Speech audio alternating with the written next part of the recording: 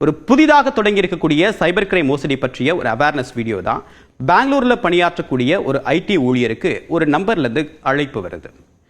மறுமுனையில் பேசிய நபர் என்ன சொல்றாரு, உங்களுடைய சிபில் ஸ்கோர் ரொம்ப நல்லா இருக்கு, இந்த வங்கியில இருந்து உங்களுக்கு ஃப்ரீயாவே கிரெடிட் கார்டு தரும், கூடுதலாக உங்களுக்கு ஒரு போனையும் நாங்கள் ஆஃபர்ல தரும் அப்படின்னு சொல்லியிருக்காங்க. ஆஃபர்னா இலவசமாவே தரும் அப்படின்னு சொல்லியிருக்காங்க.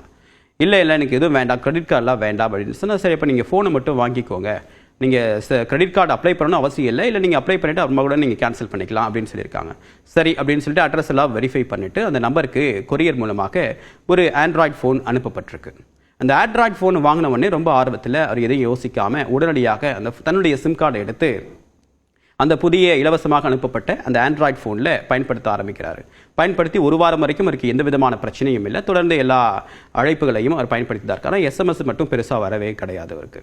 இந்த நிலையில் திடீரென அவருடைய வங்கியிலிருந்து பெரிய அளவுக்கு பணம் காணாமல் போயிருக்கிறது தெரிய வந்திருக்கு. என்ன அப்படின்னு பார்க்கும்போது அவருடைய வங்கியிலிருந்து 2.5 கோடி ரூபாய் பணம் அப்படின்றது ஆன்லைன் மூலமாக மோசடி செய்யப்பட்டிருக்கு.